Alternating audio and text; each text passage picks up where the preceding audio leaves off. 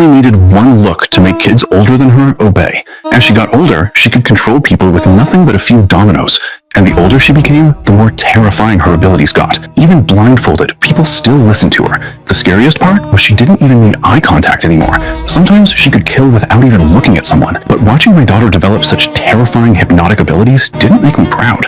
It terrified me, because I'm a hypnotist too. I know exactly what happens when people with abilities like this get studied and exploited. That's why my wife and I always wanted our daughter to be free. One day, I secretly escaped with her, but now I can't even remember where I hid her, because in my memory, my daughter was kidnapped, and the only clue I have left is a photo of her with her name written on it. So I started following every lead to find my daughter, but the deeper I dug, the more I realized none of it was real. Even the memory of her being kidnapped had been planted in my mind by other hypnotists.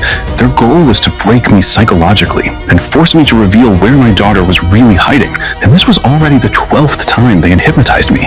But every single time, right at the end, I noticed something was off, and I forced myself awake. Just help us find her. You had 12 runs at this, and you haven't found it? Well, get ready for number 13. After that, they shocked me unconscious again and dragged me back into the lab.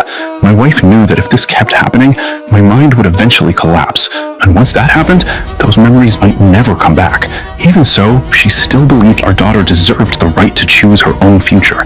But at the same time, she knew how dangerous our daughter's abilities were. There was no way she could survive alone out there. Just tell me where she is. Go to hell. After failing to convince me, my wife finally agreed to let the organization erase my memory again. Not long after, I blacked out completely. Where's your wife? I don't know.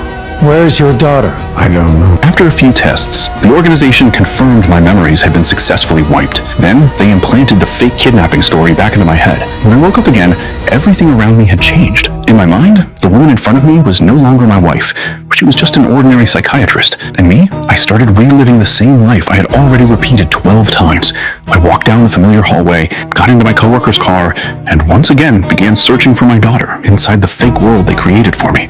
But this time, I suddenly disappeared from their surveillance. All hands on deck.